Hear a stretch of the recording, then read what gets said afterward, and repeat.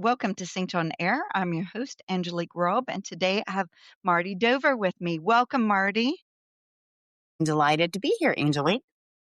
It's great to have you. I'm really excited about this topic. We're talking about tips for managing tough situations for landscape design business owners. I think it would help set the scene if you kind of went through your background, how you, maybe even how you got into the industry. Give us a rundown, and then we'll dive into the topic. Okay, sure.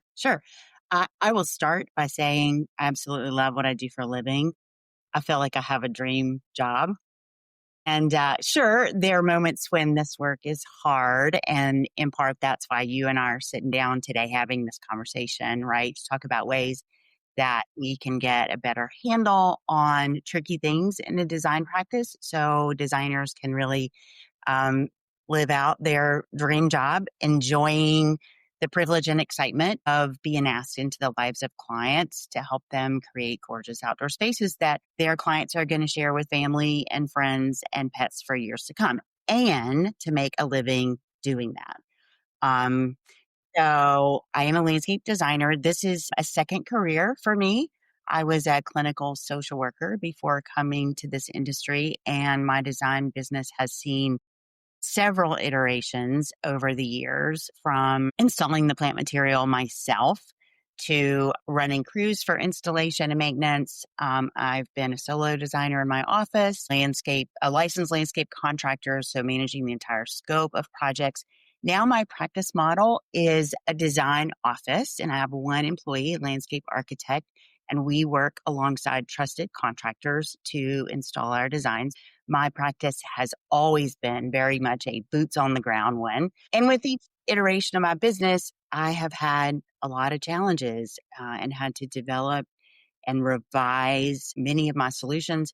I've dealt with a lot of overwhelm, a lot of wasted time and energy, and lived through many difficult scenarios. So I'm excited too to be talking about this today, because especially early in my business, I did not know the best way to set my business up, how to manage my office, how to manage relationships with clients and contractors. And I learned, many of these lessons the hard way through a lot of trial and error. So Well, and learning the hard way is not very cost effective usually. Yeah, things go wrong if you're learning the hard way. that's right. And it was some of the bumpy moments in my career that really motivated me to think about how to offer resources to landscape architects, designers, contractors to help them avoid some of those things, and give them tools to accelerate the learning curve in the business arena. Because we all know, just because you are a talented designer at the drawing board, that does not necessarily mean that you have all the skills to run a successful and profitable and enjoyable business, right?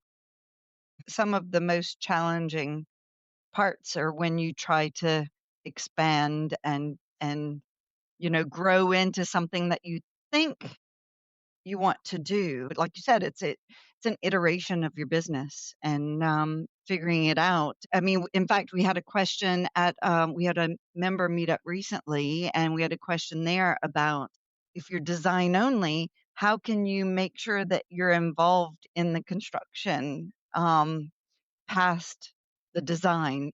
Handing over the design, it's hard for that to be the final act, if you like. And It how is. to stay involved. And so, with your design practice, are you 100% involved in every construction of that plan or install? We occasionally will have a project that we do only the drawings for, but I would say 95% of what we're doing is the full soup to nuts. Everything from the initial conceptual drawings all the way through final drawings and estimating, and then working alongside the contractors to follow that During and the design into reality and then beyond. We also help clients with some of the finishing touches after the design is in, things like purchasing and placing art for the garden or ornament or containers. And then, of course, making sure that we have maintenance in place because that's really important. Yes, yes, for to reach its full potential. Awesome. Okay, well, good. Well, thanks for framing that out. So we have lots of tough situations coming up. What is the toughest that you've had to deal with in your career? Let's start with that. Well, for me, the toughest part of being a landscape designer is not so much the dramatic, like on site disaster. For me, it's often more the moments when my professional judgment is questioned or I start doubting myself. Maybe a client challenges a design decision or simply looks at me like I've suggested opening a zoo in their back garden when I offer some unusual or innovative solution to a landscape problem, or maybe it's a contractor who questions a detail or is worrying about the timeline not working. These moments can be so stressful because it feels personal, right? Even though it's really Hmm.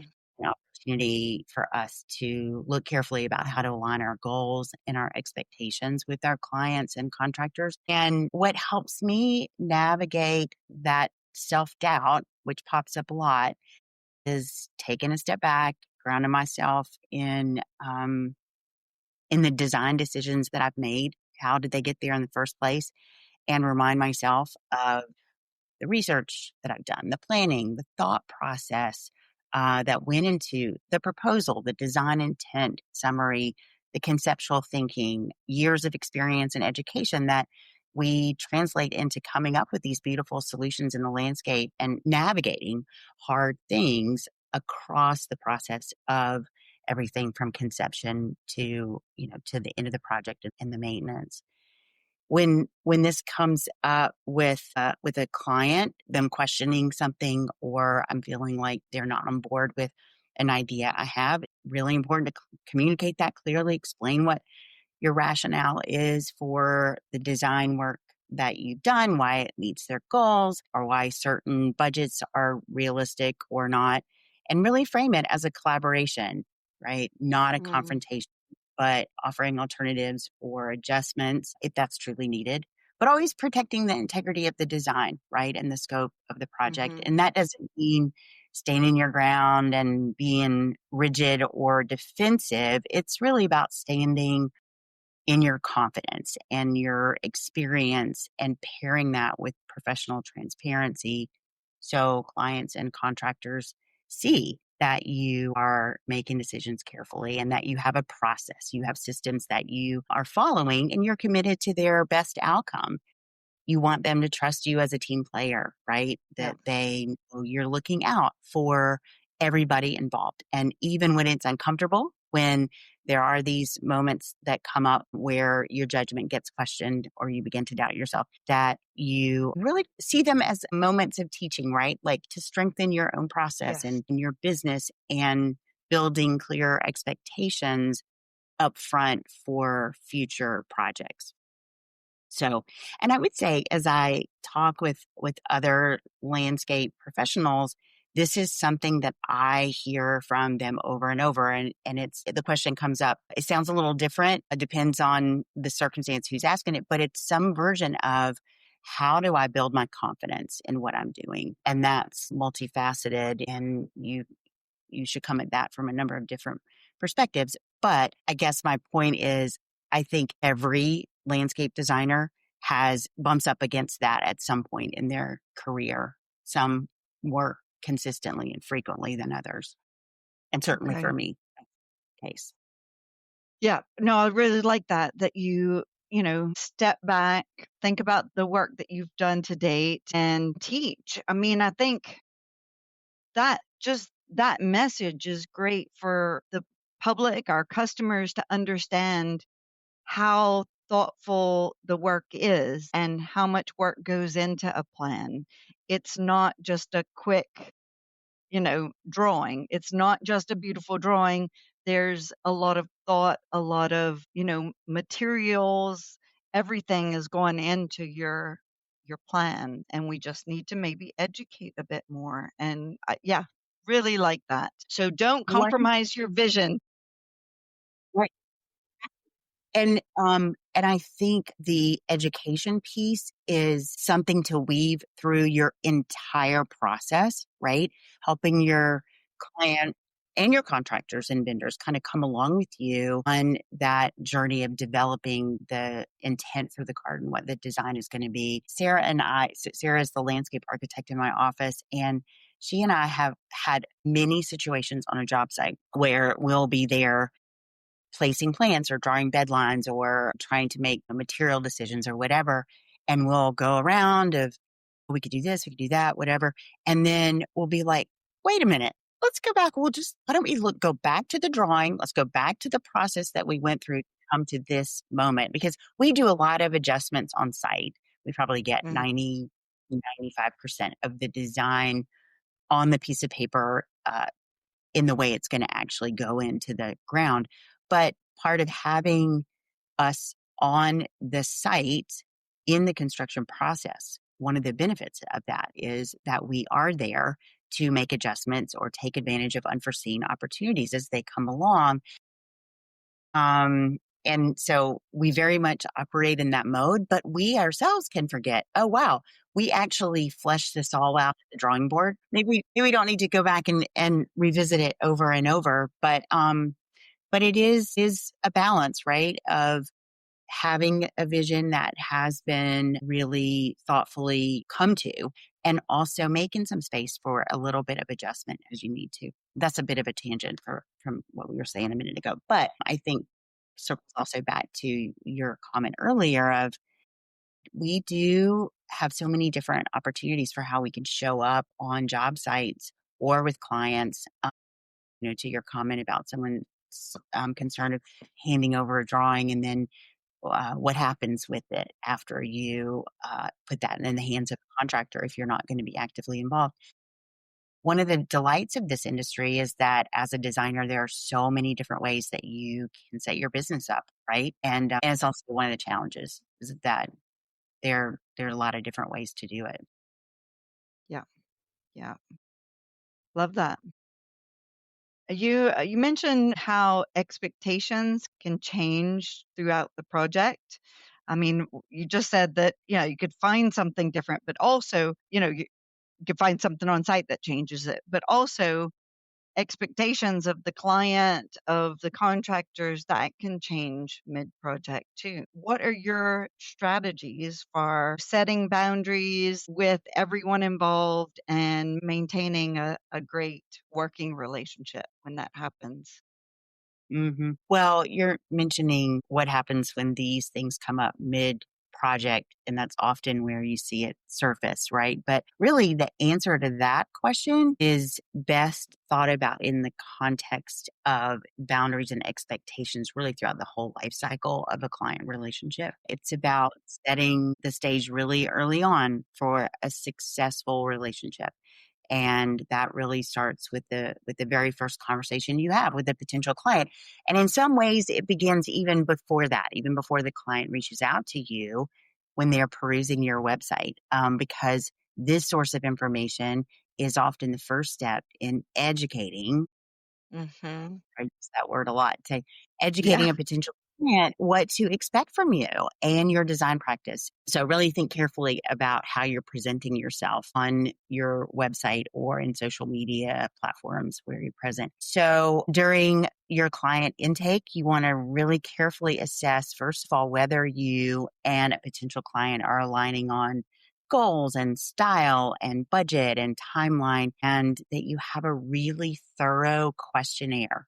Mine is 13 pages, which is a reflection of my Wow. unique business. I don't necessarily recommend that across the board for all landscape designers, because just like anything in our business is, it does, nothing operates in an island, right? So how you develop your questionnaire, or any other piece of your business model for that matter, really needs to be based on what your business model is, what your very unique model Mhm. is, not what your colleagues' model is or what the model was in the firm that you just came from or whatever, but your unique practice. So anyway, as a designer, you should have a questionnaire that really reflects the services that you're offering, and you should use it in early conversations to clarify what the homeowner's looking for and to ascertain if they're a good fit for your practice. Um, And because I'll say hardly anything is going to impact your practice more negatively than choosing the wrong clients. So getting super clear about what your ideal client and project looks like, and then how to start vetting out your projects early on in your sales funnel so that you're looking for a good fit.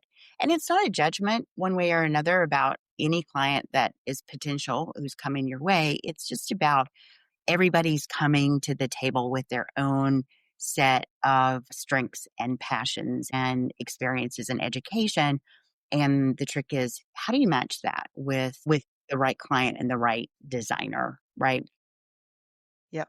So you want to just be clear that your expectations are as realistic as they can be from the get go for both parties. And another key boundary setting tool is your project, your proposal and or contract.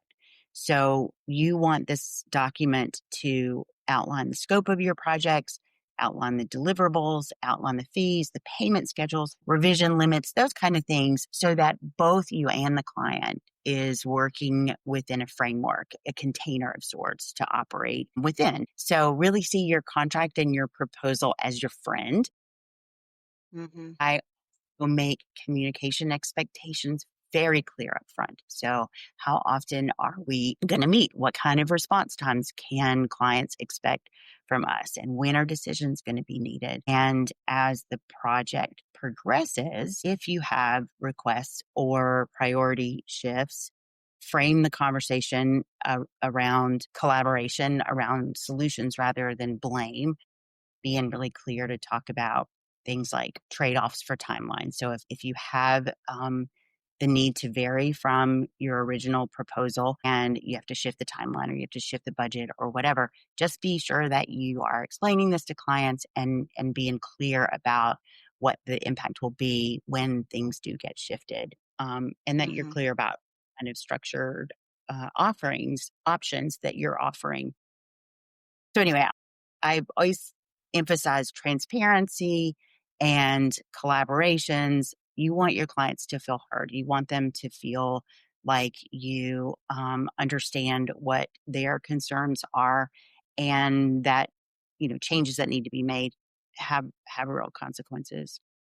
And then after the project ends, I want to keep learning from every experience. So we debrief internally to see what boundaries worked and where we can improve. And we've got a post project questionnaire for clients. So Right. we really think about the expectations and boundaries as a continuous thread through an entire relationship with clients. And so, not just something that is to be enforced when there's a challenge that has arisen, but that it is a tool to help prevent misunderstandings, to help Yeah. you protect your own creative energy, your own business energy, and to keep the relationship positive and professional, really from start to finish. Well, and I guess that really helps your, um, the contractor relationship, the vendors as well. You're not just framing it for your client, you're framing it for the whole project. And I'm sure that helps, build confidence with the companies that are doing the construction side as well. How long have you worked? You mentioned that you have trusted partners that construct the gardens for you or the landscapes? Are those relationships that were hard to forge at the start, but then after they got to know you and see how you worked, that made it easier for them? I could imagine that the right relationship should make it smoother. Yes. Oh, for sure. Absolutely. Part of the trick here is that it involves time and energy to find those reliable installation partners, right? And it's worth the effort. Over the years, I've built a vetted network of contractors and vendors I trust, and it makes all the difference, not just when unexpected issues arise, but throughout the whole scope of the project. And we will sometimes bring in contractors even during the design phase when we are wondering the buildability of something or just wanting to get some input around whether we have thought of the best way to do something. And if there's some way Okay. to validate your idea we have, we as designers don't have the same kind of experience, of course, in the field as the contractors do. And so I really see them as a source of great information. And yes, let's see, what was the question you asked me? I'm off track. Well, just I think it's, how do you build those relationships? Yes. And, because you can also see how maybe some companies are going, don't worry, landscape designer, I got it from here because they're thinking of you making money and them maybe not or having to share the responsibilities or getting pulled in different directions. So I can see how some hesitancy working Hmm. together, but Yes. it's about framing it. And I can see how, you would bring that experience of the design. You've maybe been working with the client for a long time and you can help the contractor, you know, be more effective maybe. Or not get in Hmm. the middle of all the conversations and I feel like the right relationship is beneficial for both. Um, it's just sometimes not everybody sees it that way, and I guess I was wondering from your point of view, how did you build those strong relationships, and what would you Yes. suggest? Well, I first want to name again how important it is to know what your business model is. Because if your model is that you're doing the design work on paper and you're handing off a set of drawings, that's going to look very different than if it is your intent to not only do the design work, but have a relationship with the contractor and the client throughout the installation process. And I think, for as many landscape designers as there are in this world, there are that many landscape design practices that can be enjoyable and profitable. So there's no right or wrong way to set up your business. For me, my practice is very much, as I mentioned earlier, we're very hands on. And so we are seeking out contractors who not only welcome that, but are looking for those kind of relationships with designers. And so, our best contractors are folks that listen to our concerns, who want to walk off the project and it be gorgeous and for the client to be delighted. And my business model is set up where we are not working for the contractor and we're not getting kickbacks from the contractor. We are working solely with the client. So that's a very clear relationship. However, the contractors are very used to working with us. They know we're going to bring them projects that are beautiful. They also know that we're going to be involved in managing the relationship with the client and doing some of the educating that we are already talking about today around what is this process going to look like and where are the decision making points and what are going to be the impacts of shifts or changes in the drawn design. And the clients really appreciate that because we're bringing to them contractors that we know and trust and that we have worked with enough to have a very solid sort of basic understanding of expectations between us and the contractors. And it really is for us an elevated outcome.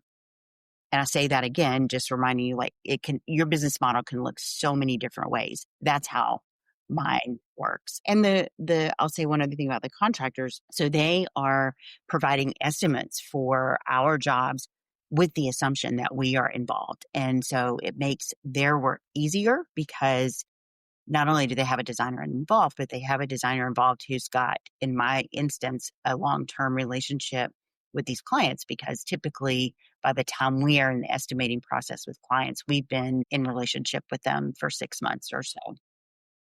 Yes. And so ultimately, I think that it allows the contractors to do what they're best at doing, which is translating what we're looking to get into reality.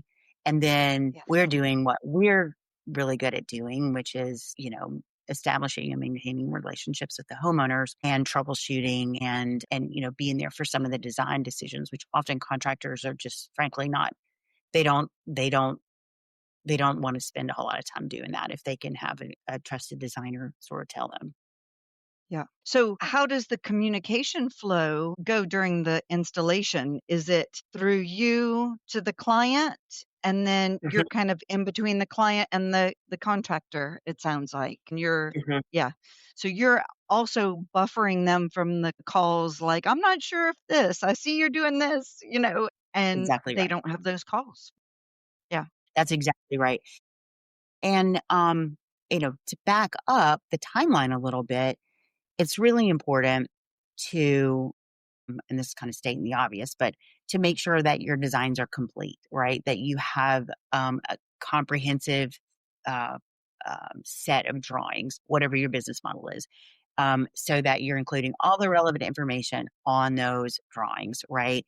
And then for us, we will take that, we will go to the site, walk the site with the contractors with the design in hand so that we are getting any questions answered, that we are naming particular expectations or point out areas that we think might be some potential problem or a potential for confusion. And the contractors really appreciate that. It is kind of an expediting, I think, of the process all the way around.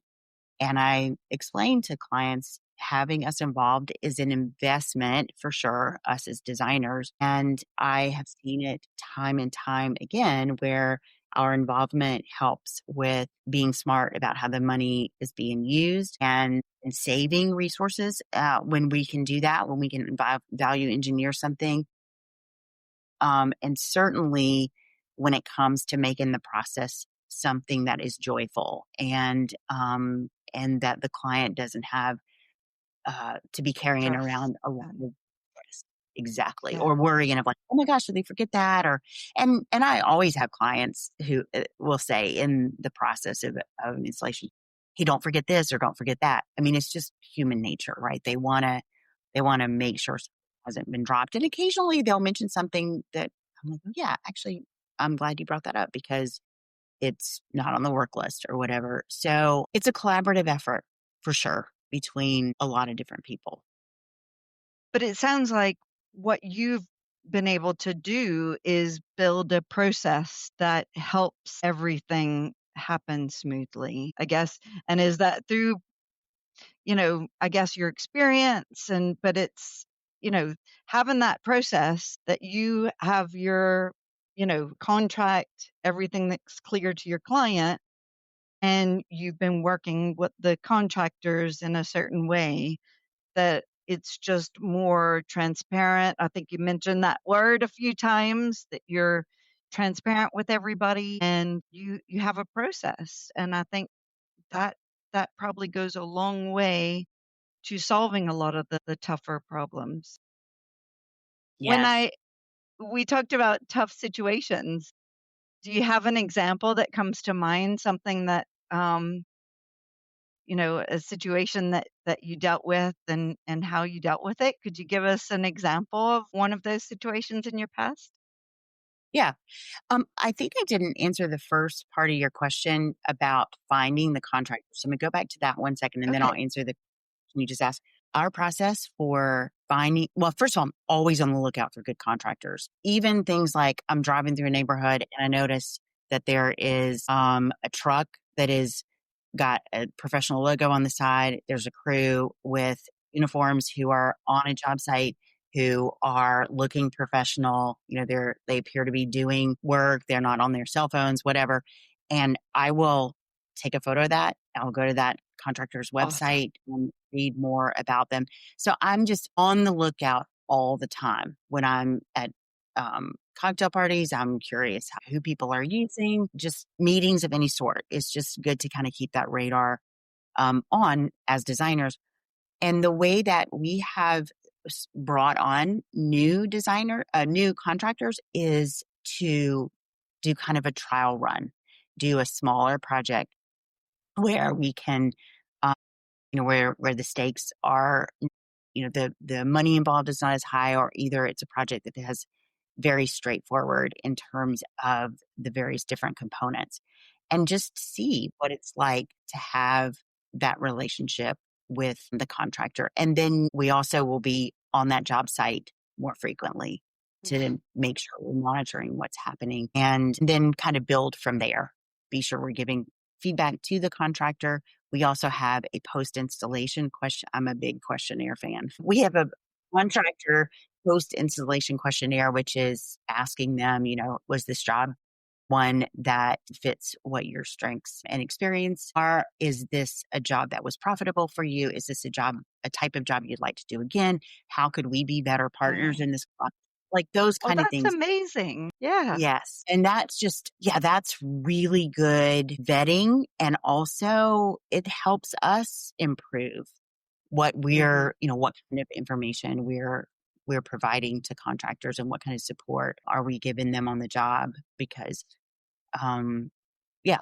So I I love that love, collaboration. I think that it's so powerful when you find the right people to do the right jobs. And again, I liked one of the questions you said is, did you like this job and do you want more of this type of job? Because they could have liked it and go, no, that was out of our comfort zone. We would rather smaller, bigger, certain types of jobs. Every person or company could excel in a different way than others. Some could be more about doing something really creative and new for the first time, and some people want to do what they're good at and nothing else outside of that. that's Yeah. so true. And some contractors are phenomenal at hardscaping. They've got the equipment, they've got the crew with the knowledge, they have the understanding of the materials, and they're not great horticulturalists. And some contractors are fine gardeners. And if you are looking for a plant heavy installation, that's going to be one consideration. What is the skill set that the different contractors are bringing or artisans are Yes. bringing? And it's what we're offering in my business model as landscape designers. We're offering to clients that process of how do you decide if you need a contractor who is more focused on the horticulture part, or if you need a Yes. contractor who can build a swimming pool for you.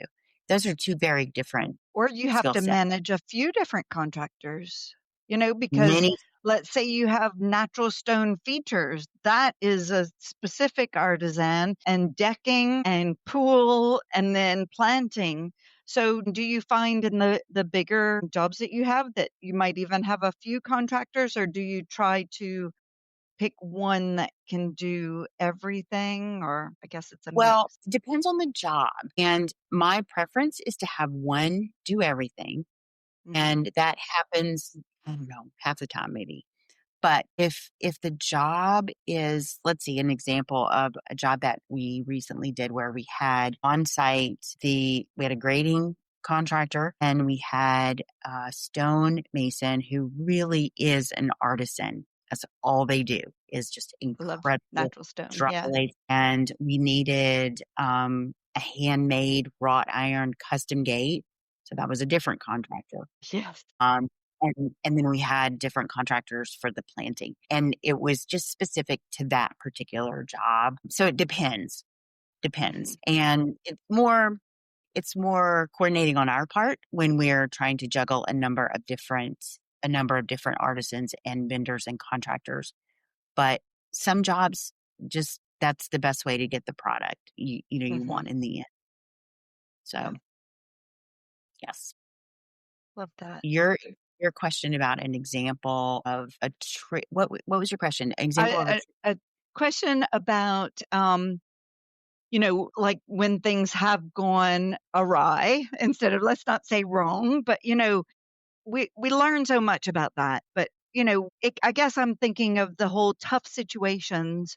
What tough situation comes to mind when you and your team have learned the most over the years? I'll give an example of something that's recent, and I'm not sure it would be a situation where I've learned the most, but it's probably a good one to just think about how we do find ourselves in situations as landscape designers where we have to pivot and kind of reevaluate how we're moving through a process. So this job that we actually just this week have been kind of gathering some final information about a small courtyard garden, basically, that we were working on with a woman who's older. She's in her 90s. So there's a timeline piece of it because we were trying to get this expedited so that this person can have a living space outside that's all on the same level as the inside of her house. So Sarah and I both were feeling a little bit of urgency of like, okay, we're going to keep this ball moving. In the course of the design process, as we were kind of fleshing out how that was going to happen, we decided that we were going to build an elevated deck. And when we got into having it approved with the homeowners association, something came up with the property line that wasn't evident at the beginning. And so the short story of that is that we had to kind of put the design on hold for a few weeks while we were working through some of the requirements within this homeowners association so that the deck could be a compromise basically between what space we were hoping to get in terms of square footage and what they were going to allow in terms of a variation on the requirements. And this was and it's an example actually of not a super high stakes situation, but it's an example of how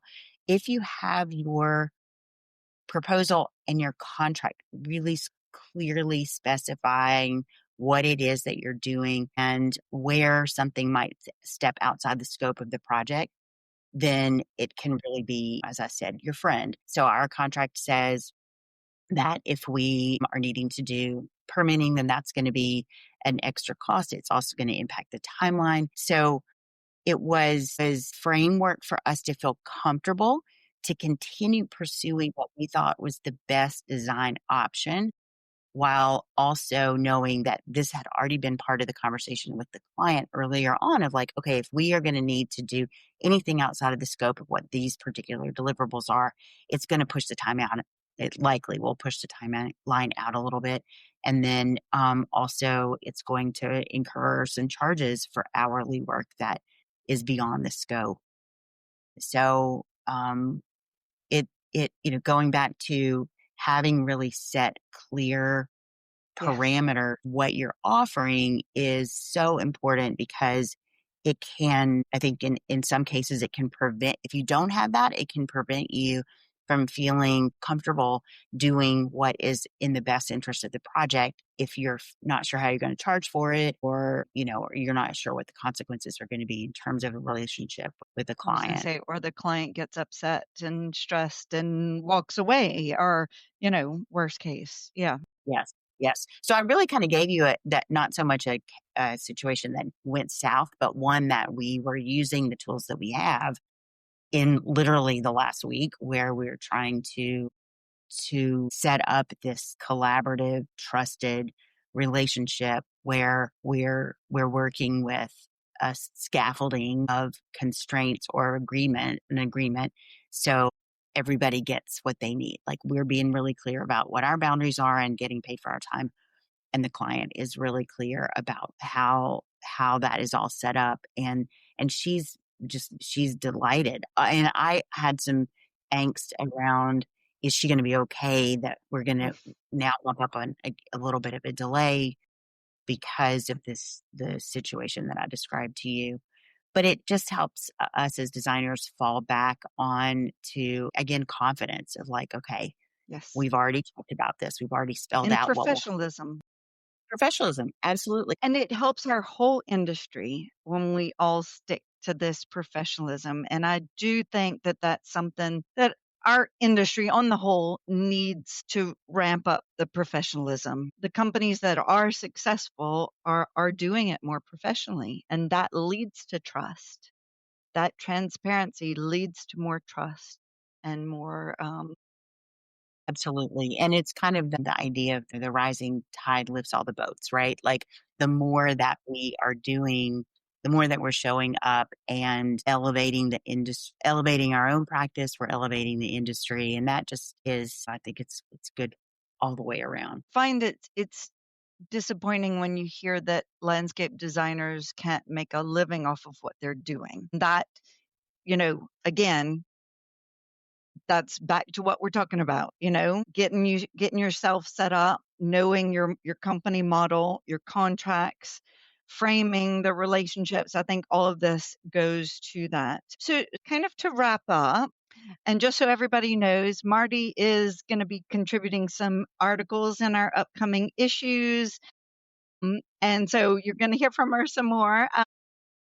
Uh, one of the last questions I have, well, it is the last question that I have, but what advice would you give to younger or mid-career professionals who are still learning how to balance, their business with their creativity and lead a successful landscape design business? What are the one or a few advice points that you have for those professionals? First, understand that your design talent is only one piece of a successful practice, right? So the systems and the processes that you have in place are going to protect your creative energy, which is what you're trying to do, is produce a creative product, and it's what you're getting paid to do. So the more that you can systematize things, the more that you can create repeatable processes,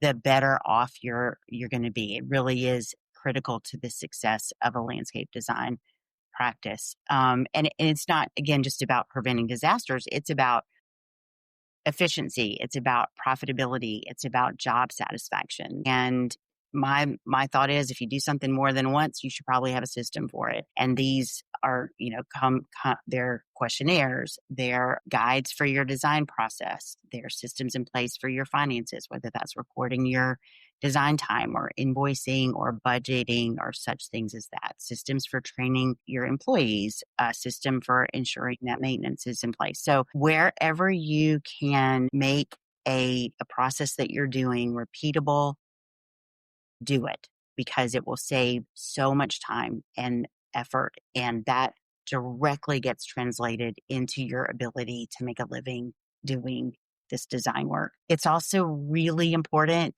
to know who your ideal client is. Don't be afraid to say no, refer clients That's a good out one. if the project's not a good fit. Mistakes happen, right? There are difficult scenarios that just come up, and sometimes the mistakes are spectacular, right? And that's okay. Fix them. Just fix them. And sometimes these mistakes are really such great teachers for us and good learning opportunities. And the key is to be open to translating these mistakes into fodder for refining your practice so that you can keep creating beautiful work without running yourself into the ground. So learn from your mistakes, make adjustments, move on, let it go. And make sure that you have practices that let you enjoy what you're doing and keep you inspired, whether that is how you're setting your office space up, whether that is travel, learning from travel, whether it is going to conferences and enjoying education there and the networking there. So we all run on a creative well, and we want to make sure it's full. Mm, I love that. Well, and a lot of what you say to me is also about, doing everything to build trust amongst Hmm. everybody you work with. And that's hard to put a monetary figure on, and it's hard to say exactly what to do. But I think that to me, it's, everything boils down to, you're talking about transparency that builds trust, being open, clear expectations and processes. It all builds trust. So I love this. I think this is a great kickoff to us collaborating, and look forward to your article coming up in the next synced issue. And yeah, this is great. Same here. Such a delight to be together. Awesome. Well, Marty, tell the audience how they can get in touch with you and find out more about your business or just town. Okay, great. You can go to mardidover.com, and there are resources there, from on-demand classes to book suggestions to blog history of blogs. You can reach me through my email on that website. If you've got any comments or questions about this, I would love to hear from you. I do a lot of different things to support landscape designers as they're building their business and would be happy to hear from anyone. Awesome. Well, we'll put those in the show notes as well. Yes. Thanks for joining us today, Marty. I appreciate it. Thank you. Thanks and see you again.